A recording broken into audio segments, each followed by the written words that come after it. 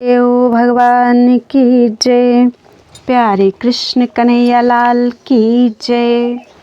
श्री योग वासिष्ठ महारामायण मुमुक्षु प्रकरण चल रहा है और आज है 16वां सर्ग। वशिष्ठ जी बोले, हे राम जी, जितने दान और तीर्थादिक साधन हैं उनसे आत्मपद की प्राप्ति नहीं होती। आत्मपद की प्राप्ति साधु संग से ही होती है। साधु संग रूपी एक वृक्ष है और उसका फल आत्मज्ञान है। जिस पुरुष ने फल की इच्छा की है सो अनुभव रूपी फल को पाता है। जो पुरुष आत्मानंद से रहित है सो सत्संग करके आत्मानंद से पूर्ण होता है। जो अज्ञान से मृत्यु पाता है सो संत के संग से ज्ञान पाकर अमर होता है। और जो आपदा से दुखी है सो संत के संग संपदा पाता है। आपदा रूपी कमल का नाश करने वाली सत्संग रूपी बर्फ की वर्षा है। सत्संग से ही आत्मबुद्धि प्राप्त होती है, जिससे मृत्यु नहीं होती और सब दुखों से छूटकर परमानंद को प्राप्त होता है। हे राम जी, संत की संगति से हृदय में ज्ञान रूपी दीपक जलता है, जिससे अज्ञान रूपी तम नष्ट हो जाता है और बड़े बड़े ऐश्वर्य को प्राप्त होता है। फिर उसे किसी भोग्य पदार्थ की इच्छा नहीं रहती और बोधवान होके सबसे उत्तम पद में विराजता है। जैसे कल्प वृक्ष के निकट जाने से वांछित फल की प्राप्ति होती है, वैसे ही संसार समुद्र के पार उतारने वाले संत जन हैं। जैसे धीवर नौका से पार लगाता है, वैसे ही संत जन युक्ति से संसार समुद्र से पार करते हैं। हे राम जी, मोह रूपी मेघ का नाश करने वाला संत का संग पवन है, जिसको अनात्म देहादिक से स्नेह नष्ट हुआ है और शुद्ध आत्मा में जिसकी स्थिति है वह उससे तृप्त हुआ है। फिर संसार के इष्ट अनिष्ट में उसकी बुद्धि चलायमान नहीं होती, वह सदा समता भाव में स्थित रहता है। संत जन संसार समुद्र से पार उतारने में पुल के समान हैं और आपदा रूपी वेली को जड़ समेत नष्ट करने वाले हैं। हे राम जी, संत जन प्रकाश रूप हैं, उनके संग से पदार्थों की प्राप्ति होती है। जो अपने पुरुषार्थ रूपी नेत्र से हीन हैं उनको पदार्थ की प्राप्ति नहीं होती। जिस पुरुष ने सत्संग का त्याग किया है वह नरक रूपी अग्नि में लकड़ी की नाई जलेगा और जिस पुरुष ने सत्संग किया है उसको नरक की अग्नि का नाश करने वाला सत्संग रूपी मेघ है। हे राम जी, जिसने सत्संग रूपी गंगा का स्नान किया है उसको फिर तप दान आदि साधनों से प्रयोजन नहीं रहता। वह सत्संग से ही परम गति को प्राप्त होगा। इससे और सब उपायों को त्याग कर सत्संग को ही खोजना चाहिए। जैसे निर्धन मनुष्य चिंतामणि आदि धन को खोजता है, वैसे ही मुमुक्षु सत्संग को खोजता है। जो आध्यात्मिक आदि तीनों तापों से जलता है उसको शीतल करने वाला सत्संग ही है। जैसे तपी हुई पृथ्वी मेघ से शीतल होती है, वैसे ही हृदय सत्संग से शीतल होता है। हे राम जी, मोह रूपी वृक्ष का नाश करने वाला सत्संग रूपी कुल्हाड़ा है। सत्संग से ही मनुष्य अविनाशी पद को प्राप्त होता है। जिस पद के पाने से और कुछ पाने की इच्छा नहीं रहती, इससे सबसे उत्तम सत्संग ही है। जैसे सब अप्सराओं से लक्ष्मी उत्तम है, वैसे ही सत्संग करता सबसे उत्तम है। इससे अपने कल्याण के निमित्त सत्संग करना ही तुमको योग्य है। हे राम जी, ये जो चारों मोक्ष के द्वारपाल हैं उनका वृत्तांत तुमसे कहा। जिस पुरुष ने इनके साथ प्रीति की है वह शीघ्र आत्मपद को प्राप्त होगा और जो इनकी सेवा नहीं करते सो मोक्ष को ना प्राप्त होंगे। हे राम जी, इन चारों में से एक भी जहाँ आता है वहाँ तीनों और भी आ जाते हैं। जैसे जहाँ समुद्र रहता है वहाँ सब नदी आ जाती हैं, वैसे ही जहाँ सम आता है वहाँ संतोष, विचार और सत्संग ये तीनों भी आ जाते हैं। और जहाँ साधु संगम होता है वहाँ संतोष, विचार और सम, ये तीन आ जाते हैं। जहाँ कल्प वृक्ष रहता है वहाँ सब पदार्थ स्थित होते हैं। जैसे पूर्णमासी के चंद्रमा में गुण कला सब इकट्ठी हो जाती हैं, वैसे ही जहाँ संतोष आता है वहाँ और तीनों भी आते हैं। और जहाँ तक विचार आता है वहाँ संतोष, उपशम और सत्संग भी आ रहते हैं।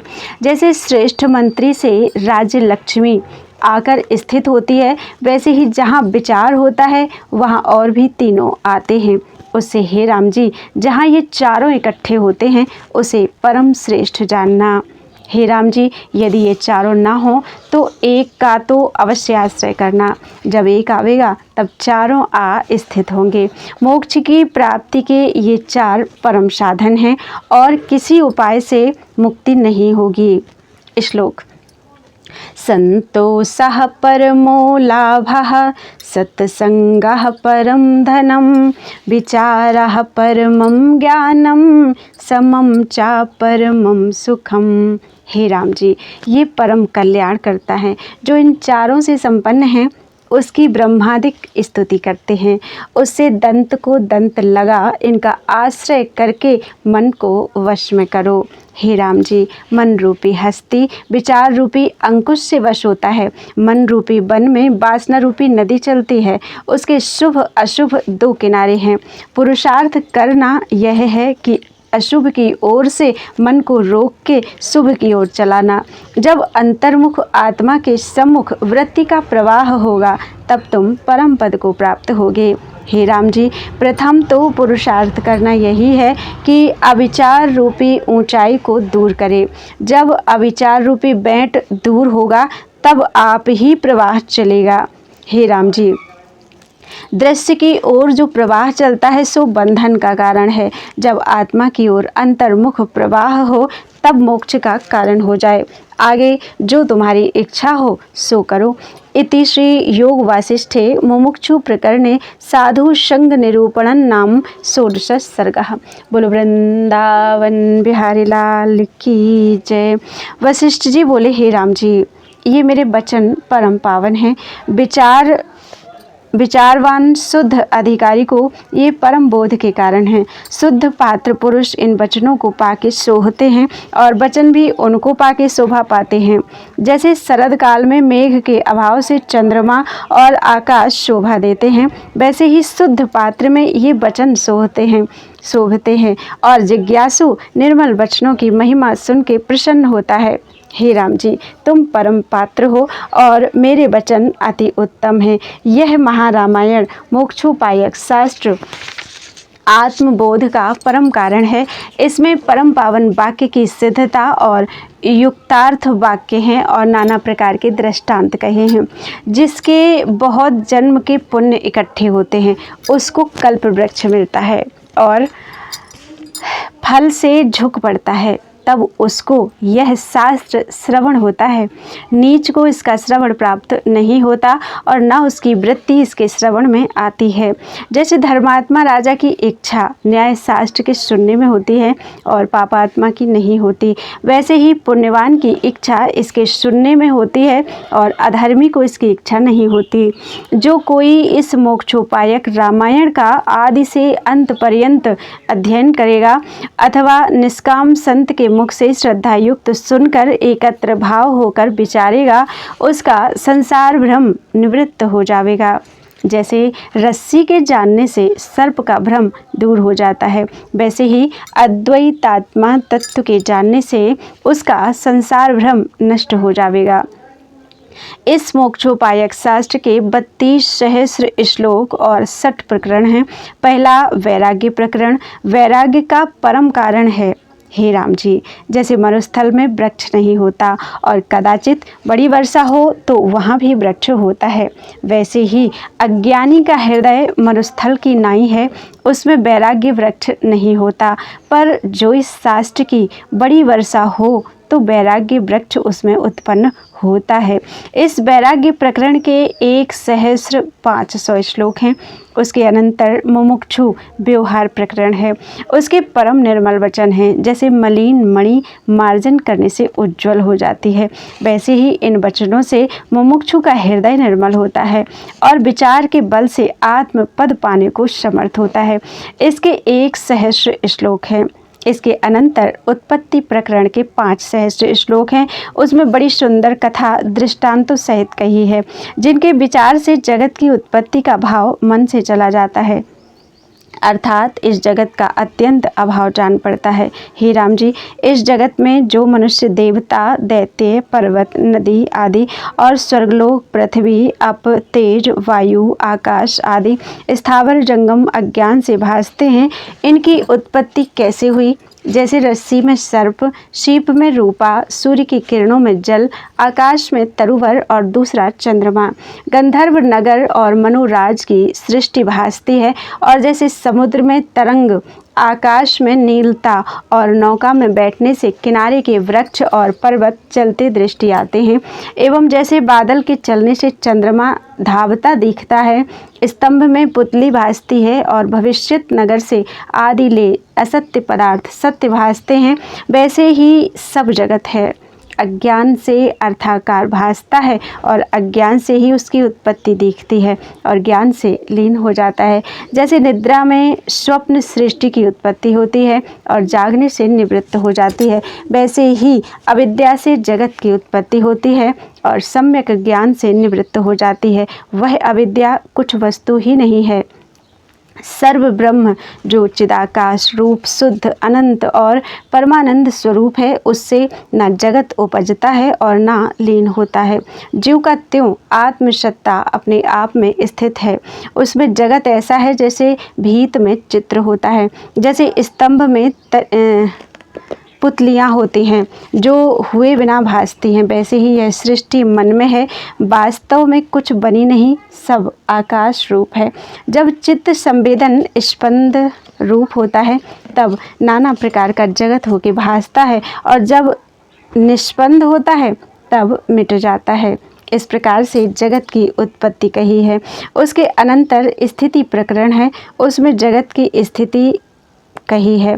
जैसे इंद्र के धनुष में अविचार से रंग हैं, और जैसे सूर्य की किरणों में जल और रस्सी में सर्प भासता है और वह सब सम्यक दृष्टि से निवृत्त होता है, वैसे ही अज्ञान से जगत की प्रतीति होती है। केवल मनोराज से ही जगत रच लेता है, कुछ उत्पन्न नहीं हुआ है। यह जगत संकल्प मात्र है। जैसे जब तक मनोराज तब तक वह नगर होता है, जब मनोराज का अभाव हुआ तब नगर का भी अभाव होता है, वैसे ही जब तक अज्ञान है तब तक जगत की उत्पत्ति होती है। जब संकल्प का लय होता है तब जगत का भी अभाव हो जाता है। जैसे ब्रह्मा जी के 10 पुत्रों की सृष्टि संकल्प से हुई थी, वैसे ही यह जगत भी है, कोई पदार्थ अर्थ रूप नहीं। हे राम जी, इस प्रकार स्थिति प्रकरण कहा है। उसके 3,000 श्लोक हैं। उनके विचारने से जगत की सत्यता जाती रहती है। उसके अनंतर उपसम प्रकरण है, उसके 5,000 श्लोक हैं। जैसे स्वप्न से जागने पर वासना जाती रहती है, वैसे ही इसके विचार से अहम त्वम आदिक वासना लीन हो जाती है, क्योंकि उसके निश्चय में जगत नहीं रहता। जैसे एक पुरुष सोया है, उसको स्वप्न में जगत भासता है, और उसके निकट जो जागृत पुरुष है उसको स्वप्न का जगत आकाश रूप है। तो जब आकाश रूप हुआ तब वासना कैसे रहे, और जब वासना नष्ट हुई तब मन का उपशम हो जाता है। तब देखने मात्र से उसकी सब चेष्टा होती है, देखने मात्र उसकी सब चेष्टा होती है और मन में पदार्थों की इच्छा नहीं होती। जैसे अग्नि की मूर्ति देखने मात्र की होती है, अर्थाकार नहीं होती, वैसे ही उसकी चेष्टा होती है। हे राम जी, जैसे तेल से रहित दीपक निर्वाण हो जाता है, वैसे ही इच्छा से रहित मन निर्वाण हो जाता है। उसके अनंतर निर्वाण प्रकरण है, उसमें परम निर्वाण वचन कहे हैं। अज्ञान से चित्त और चित्त का संबंध है, विचार करने से निर्वाण हो जाता है। जैसे शरद काल में मेघ के अभाव से शुद्ध आकाश होता है, वैसे ही विचार से जीव निर्मल होता है। हे राम जी, अहंकार पिशाच विचार से नाश होता है और जितनी कुछ इच्छा फुरती है सो निर्वाण हो जाती है। जैसे पत्थर की शिला फुरने से रहित होती है, वैसे ही ज्ञानवान इच्छा से रहित होता है। तब जितनी कुछ उनकी जगत की यात्रा है सो हो चुकती है और जो कुछ करना है सो कर चुकता है। हे राम जी, शरीर होते भी वह पुरुष अशरीर हो जाता है। नाना प्रकार का जगत उसको नहीं भासता। जगत की नीति से वह रहित होता है और अहम तमादिक तमरूप जगत उसको नहीं भासता। जैसे सूर्य को अंधकार दृष्टि नहीं आता, वैसे ही उसको जगत दृष्टि में नहीं आता और बड़े पद को प्राप्त होता है। जैसे सुमेरु पर्वत के किसी कोने में कमल होता है और उस पर भंवर स्थित होते हैं, वैसे ही ब्रह्म के किसी कोने में जगत तुषार रूप है और जीव रूपी भंवरे उस पर स्थित हैं। वह पुरुष अचिंत्य चिन्मात्र है। रूप अवलोकन और मनस्कार उसका आकाश रूप हो जाता है। वह उस पद को प्राप्त होता है जिस पद की उपमा ब्रह्मा विष्णु और रुद्र भी नहीं कह सकते। इति श्री योग वासिष्ठे मुमुक्षु प्रकरणे षट प्रकरण विवरण नाम सप्तदश सर्गः। बोलो वृंदावन बिहारी लाल की जय। वशिष्ठ जी बोले, हे राम जी, ये परम उत्तम वाक्य हैं। इनको विचारने वाला उत्तम पद को प्राप्त होता है। जैसे उत्तम खेत में उत्तम बीज बोने से उत्तम फल की उत्पत्ति होती है, वैसे ही इनका विचारने वाला उत्तम पद को प्राप्त होता है। ये वाक्य युक्ति पूर्वक हैं। कदाचित युक्ति से रहित वाक्यार्थ भी हों तो उनका त्याग करना चाहिए और युक्ति पूर्वक वाक्य अंगीकार करना चाहिए। हे राम जी, ब्रह्मा के भी वचन युक्ति से रहित हों तो उनको भी सूखे तृण के समान त्याग देना चाहिए और यदि बालक के वचन युक्ति पूर्वक हों तो उनको अंगीकार करना चाहिए। जैसे पिता के कूप का खारी जल हो तो उसे त्याग कर निकट में मीठे कूप के जल को पान करते हैं, वैसे ही बड़े और छोटे का विचार ना करके युक्ति पूर्वक वचन अंगीकार करना चाहिए। हे राम जी, मेरे वचन सब युक्ति पूर्वक और बोध के परम कारण हैं। जो पुरुष एकाग्र होके इस शास्त्र को आदि से अंत पर्यंत पढ़ेगा अथवा पंडित से श्रवण करके विचारेगा, तब उसकी बुद्धि संस्कारित होगी। जब पहले वैराग्य प्रकरण को विचारोगे तब वैराग्य उपजेगा। जितने जगत के रमणीय भोग पदार्थ हैं उनको विरस जानकर किसी पदार्थ की वांछा ना करोगे। जब भोग में वैराग्य होता है तब शांति रूप आत्म तत्व में प्रतीति होती है और जब विचार से बुद्धि संस्कारित होगी तब शास्त्र का सिद्धांत बुद्धि में स्थित होगा। जैसे शरद काल में बादल के अभाव से आकाश सब ओर से स्वच्छ हो जाता है, वैसे ही संसार के विकार छूटकर बुद्धि निर्मल होगी और फिर आदि व्याधि की पीड़ा ना होगी। हे राम जी, ज्यों ज्यों विचार दृढ़ होगा त्यों त्यों शांतात्मा होगी। इससे जितने संसार के यत्न हैं उनको त्याग इस शास्त्र के बारंबार विचार से चैतन्य सत्ता उदय होगी और मोहाधिक विकार की सत्ता नष्ट होगी। जैसे ज्यों ज्यों सूर्य उदय होता है त्यों त्यों अंधकार नष्ट होता है, वैसे ही विकार नष्ट होंगे। तब उस पद की प्राप्ति होगी जिसके पाने से संसार के क्षोभ मिट जाएंगे। जैसे शरद काल में मेघ नष्ट हो जाता है, वैसे ही संसार के क्षोभ मिट जाते हैं। हे राम जी, जिस पुरुष ने कवच पहना हो उसको बाण नहीं बेध सकते, वैसे ही ज्ञानवान पुरुष को संसार के राग द्वेष नहीं बेध सकते। उसको भोग की भी इच्छा नहीं रहती और जब विषय भोग आते हैं तब उनको विषय जान के बुद्धि ग्रहण नहीं करती। जैसे पतिव्रता स्त्री अपने अंतःपुर से बाहर नहीं निकलती, वैसे ही उसकी बुद्धि भीतर से बाहर नहीं निकलती। हे राम जी, बाहर से तो वह भी प्राकृतिक मनुष्यों के समान दृष्टि आते हैं और जो कुछ अनिच्छित प्राप्त होते हैं उनको भुगतता हुआ दृष्टि में आता है, पर अंतर से उसको राग द्वेष नहीं फुरता। हे राम जी, जो कुछ जगत की उत्पत्ति और प्रलय का क्षोभ है वह ज्ञानवान को नष्ट नहीं कर सकता। जैसे चित्र की वेली को आंधी नहीं चला सकती, वैसे ही उसको जगत का दुख नहीं चला सकता। वह संसार की ओर से जड़ हो जाता है और वृक्ष के समान गंभीर, पर्वत की नाई स्थिर और चंद्रमा के सदृश शीतल हो जाता है। हे राम जी, वह आत्मज्ञान से ऐसे पद को प्राप्त होता है जिसके पाने से और कुछ पाने योग्य नहीं रहता। आत्मज्ञान का कारण यह मोक्षोपाय शास्त्र है।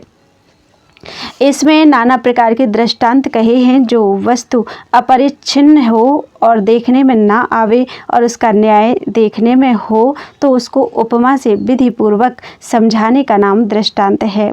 हे राम जी, जगत कार्य और कारण से रहित है तो आत्मा और जगत की एकता कैसे हो? इससे मैं जो दृष्टांत कहूँगा उसका एक अंश अंगीकार करना, सब देश अंगीकार ना करना। हे राम जी, कार्य कारण की कल्पना मूर्खों ने की है। उसके मिटाने के लिए मैं स्वप्न दृष्टांत कहता हूँ। उसके समझने से तेरे मन का संशय नष्ट हो जाएगा। दृग और दृश्य का भेद मूर्ख को भासता है। उसके दूर करने के अर्थ में स्वप्न दृष्टांत कहूँगा, जिसके विचारने से मिथ्या विभाग कल्पना का अभाव होता है। हे राम जी, ऐसी कल्पना का नाश करता यह मेरा मोक्ष उपाय शास्त्र है। जो पुरुष आदि से अंत पर्यंत इसे विचारेगा सो पूर्ण संस्कारी होगा। जो पदार्थ को जानने वाला हो और दृश्य को बारंबार विचारे तो उसका दृश्य भ्रम नष्ट होगा। इस शास्त्र के विचार में किसी तीर्थ, तप, दान आदि की अपेक्षा नहीं है। जहाँ स्थान हो वहाँ बैठे और जैसा भोजन गृह में हो वैसा करे और बारंबार इसका विचार करे तो अज्ञान नष्ट होकर आत्म पद की प्राप्ति होवेगी। हे राम जी, यह शास्त्र प्रकाश रूप है। जैसे अंधकार में पदार्थ नहीं दिखता और दीपक के प्रकाश से चक्षु सहित दिखता है, वैसे शास्त्र रूपी दीपक विचार रूपी नेत्र सहित हो तो आत्म पद की प्राप्ति हो। हे राम जी, आत्मज्ञान विचार बिना वर और शाप से प्राप्त नहीं होता। जब विचार करके दृढ़ अभ्यास कीजिए तब प्राप्त होता है। इससे इस मोक्ष पावन शास्त्र के विचार से जगत भ्रम नष्ट हो जाएगा और जगत को देखते देखते जगत भाव मिट जाएगा। जैसे लिखी हुई सर्प की मूर्ति से बिना विचार भ्रम होता है और जब विचार कर देखिए तब सर्प भ्रम मिट जाता है, वैसे ही जगत भ्रम विचार करने से नष्ट हो जाता है और जन्म मरण का भय भी नहीं रहता। हे राम जी, जन्म मरण का भय भी बड़ा दुख है, परंतु इस शास्त्र के विचार से वह भी नष्ट हो जाता है। जिन्होंने इसका विचार त्यागा है वह माता के गर्भ में कीट होकर भी कष्ट से ना छूटेंगे और विचारवान पुरुष आत्म पद को प्राप्त होंगे। जो श्रेष्ठ ज्ञानी है उसको अनंत सृष्टि अपना ही रूप भासती है। कोई पदार्थ आत्मा से भिन्न नहीं भासता। जैसे जिसको जल का ज्ञान है उसको लहर और आवर्त सब जल रूप ही भासती है, वैसे ही ज्ञानवान को सब आत्म रूप ही भासता है और वह इंद्रियों के इष्ट अनिष्ट की प्राप्ति में इच्छा द्वेष नहीं करता। सदा एक रस मन के संकल्प से रहित शांत रूप होता है।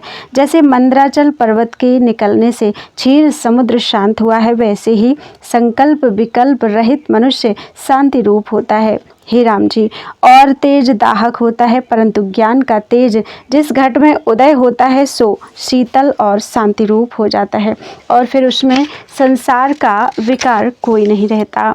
जैसे कलयुग में शिखा वाला तारा उदय होता है और कलयुग के अभाव में नहीं उदय होता, वैसे ही ज्ञानवान के चित्त में विकार उत्पन्न नहीं होता। हे राम जी, संसार भ्रम आत्मा के प्रमाद से उत्पन्न होता है, पर आत्मज्ञान होने से वह यत्न के बिना ही शांत हो जाता है। फूल और पत्र के काटने में भी कुछ यत्न होता है, परंतु आत्मा के पाने में कुछ यत्न नहीं होता, क्योंकि बोध रूप को बोध ही से जानता है। हे राम जी, जो जानने मात्र ज्ञान स्वरूप है उसमें स्थिति होने का क्या यत्न है। आत्मा शुद्ध और अद्वैत रूप है और जगत भ्रम मात्र है। जिसकी सत्यता पूर्वापर विचार से ना पाइए उसको भ्रम मात्र जानिए और पूर्वापर विचार से जो स्थिर रहे उसको सत्य रूप जानिए। इस जगत की सत्यता आदि अंत में नहीं है, इससे स्वप्नवत है। जैसे स्वप्न आदि अंत में कुछ नहीं होता, वैसे ही जागृत भी आदि अंत में नहीं है। इससे जागृत और स्वप्न दोनों तुल्य हैं। हे राम जी, यह वार्ता बालक भी जानता है कि जिसकी आदि अंत में सत्यता न पाई है सो स्वप्नवत है। जिसका आदि भी ना हो और अंत भी ना रहे उसका मध्य भी असत्य जानिए।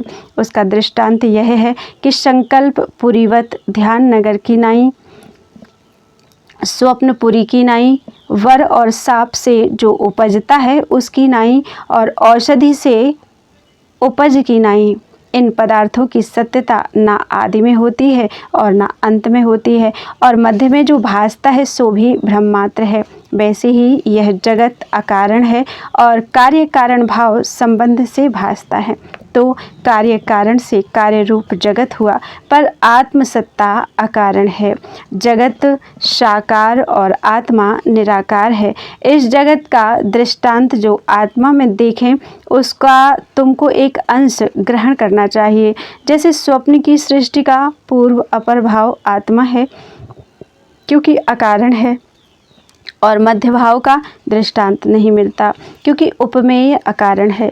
तो उसका इसके समान दृष्टांत क्यों कर हो। इससे अपने बोध के अर्थ दृष्टांत का एक अंश ग्रहण करना। हे राम जी, जो विचारवान पुरुष हैं सो गुरु और शास्त्र के वचन सुन के सुख बोध के अर्थ दृष्टांत का एक अंश ग्रहण करते हैं तो उनको आत्म तत्व की प्राप्ति होती है, क्योंकि वे सार ग्राहक होते हैं। और जो अपने बोध के अर्थ दृष्टांत का एक अंश ग्रहण नहीं करते और वाद करते हैं उनको आत्म तत्व की प्राप्ति नहीं होती। इससे दृष्टांत का एक अंश सारभूत ग्रहण करके दृष्टांत के सर्वभाव से ना मिलना चाहिए और पृथक को देखकर तर्क ना करना चाहिए। जैसे अंधकार में पदार्थ पड़ा हो तो दीपक के प्रकाश से देख लेते हैं क्योंकि दीपक के साथ प्रयोजन है। ऐसा नहीं कहते कि दीपक किसका है और तेलबत्ती कैसी है और किस स्थान की है। वैसे ही दृष्टांत का एक अंश आत्मबोध के निमित्त अंगीकार करना। हे राम जी, जिसके वाक्य से अर्थ सिद्ध हो और जो अनुभव को प्रकट करे वह वचन अंगीकार करना, और जिससे वाक्यार्थ सिद्ध ना हो उसका त्याग करना। जो पुरुष अपने बोध के निमित्त वचन को ग्रहण करता है वही श्रेष्ठ है, और जो वाद के निमित्त ग्रहण करता है वह मूर्ख है। जो कोई अभिमान को लेकर ग्रहण करता है वह हस्ती के समान अपने सिर पर मिट्टी डालता है, उसका अर्थ सिद्ध नहीं होता। और जो अपने बोध के निमित्त वचन को ग्रहण करके विचार पूर्वक उसका अभ्यास करता है उसका आत्मा शांत होता है। हे राम जी, आत्म पद पाने के निमित्त अवश्यमेव अभ्यास करना चाहिए। जब सम विचार संतोष और संत समागम से बोध को प्राप्त हो तब परम पद को पाता है। हे राम जी, जो कोई दृष्टांत देता है वह एक देश लेकर कहता है। सर्वमुख कहने से अखंडता का अभाव हो जाता है। सर्वमुख दृष्टांत मुख्य को जानिए वह सत्य रूप होता है। ऐसे तो नहीं होता कि आत्मा तो सत्य रूप कार्य कारण से रहित शुद्ध और चैतन्य है, उसके बताने के लिए कार्य कारण जगत का दृष्टांत कैसे दीजिए। जो कोई जगत का दृष्टांत देता है वह केवल एक अंश लेके कहता है, और बुद्धिमान भी दृष्टांत के एक अंश को ग्रहण करते हैं। श्रेष्ठ पुरुष अपने बोध के निमित्त सार को ही ग्रहण करते हैं। जैसे क्षुधार्थी को चावल पाक प्राप्त हो तो भोजन करने का प्रयोजन है, वैसे ही जिज्ञासु को भी यही चाहिए कि अपने बोध के निमित्त सार को ग्रहण करके वाद ना करे, क्योंकि उसकी उत्पत्ति और स्थिति का वाद करना व्यर्थ है। हे राम जी, वाक्य वही है जो अनुभव को प्रकट करे, और जो अनुभव को ना प्रकट करे उसका त्याग करना चाहिए। कदाचित स्त्री का वाक्य आत्म अनुभव को प्रत्यक्ष करने वाला हो तो उसको भी ग्रहण करना चाहिए, और जो परम गुरु के तथा वेद वाक्य भी हों और अनुभव को प्रकट ना करें तो उनका त्याग करना चाहिए। जब तक विश्राम ना पावे तब तक विचार करना चाहिए। विश्राम का नाम तुरीय पद है। जैसे मंदराचल पर्वत के क्षोभ से क्षीर समुद्र शांत हुआ था, वैसे ही विश्राम की प्राप्ति होने से अक्षय शांति होती है। हे राम जी, तुरीय पद संयुक्त पुरुष को श्रुति स्मृति उक्त कर्मों के करने से कुछ प्रयोजन सिद्ध नहीं होता और ना करने से कुछ प्रत्यवाय नहीं होता। वह संदेह हो चाहे विदेह हो, गृहस्थ हो चाहे विरक्त हो, उसको कुछ नहीं करना है। वह पुरुष संसार समुद्र से पार ही है। हे राम जी, उपमेय की उपमा एक अंश से ग्रहण कर जानता है, तब बोध की प्राप्ति होती है और बोध के बिना मुक्ति को प्राप्त नहीं होता। वह केवल व्यर्थवाद करता है। हे राम जी, जिसके घट में शुद्धि स्वरूप आत्मसत्ता विराजमान है, वह जो उसको त्याग कर और विकल्प उठाता है तो वह चोग, चंचू और मूर्ख है। हे राम जी, प्रत्यक्ष प्रमाण मानने योग्य है, क्योंकि अनुमान और अर्थापत्ति आदि प्रमाणों से उसकी सत्ता ही प्रकट होती है। जैसे सब नदियों का अधिष्ठान समुद्र है, वैसे ही सब प्रमाणों का अधिष्ठान प्रत्यक्ष प्रमाण है। वह प्रत्यक्ष क्या है सो सुनिए। हे राम जी, चक्षुजन्य ज्ञान संबित संवेदन है, जो उस चक्षु से विद्यमान होता है उसका नाम प्रत्यक्ष प्रमाण है। उन प्रमाणों को विषय करने वाला जीव है। अपने वास्तव स्वरूप के अज्ञान से अनात्मा रूपी दृश्य बना है, उसमें अहम कृति से अभिमान हुआ है और अभिमान ही से सब दृश्य होता है। उससे हेयोपादेय बुद्धि होती है, जिसे राग द्वेष करके जलता है और आपको कर्ता मानकर बहिर्मुख हुआ भटकता है।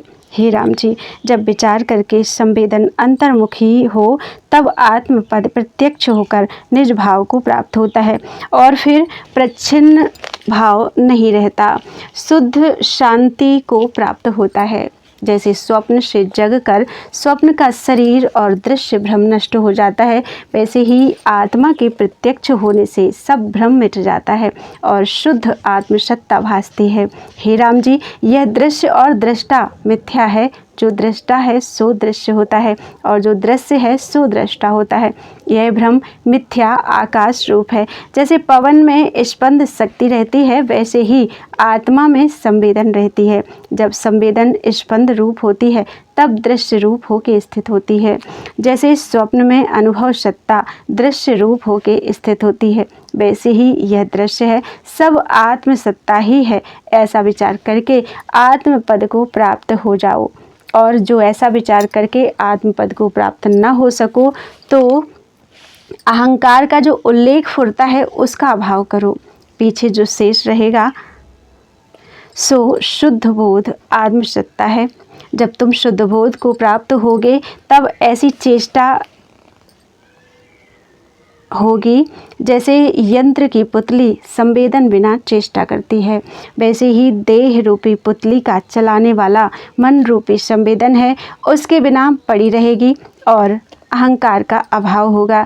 इसे यत्न करके उस पद के पाने का अभ्यास करो जो नित्य शुद्ध और शांत रूप है। हे राम जी, दैव शब्द को त्याग कर अपना पुरुषार्थ करो और आत्मपद को प्राप्त हो। जो कोई पुरुषार्थ में सूरमा है सो आत्मपद को प्राप्त होता है और जो नीच पुरुषार्थ का आश्रय करता है सो संसार समुद्र में डूबता है। इति श्री योग वासिष्ठे मुमुक्षु प्रकरणे दृष्टांत प्रमाण नाम 18 सर्गः। बोलो वृंदावन बिहारी लाल की जय। त्वदीयं वस्तु गोविंदम तुभ्यमेव समर्पये, तेन त्वदङ्घ्रि कमले रतिं मे यच्छ शाश्वतीम्।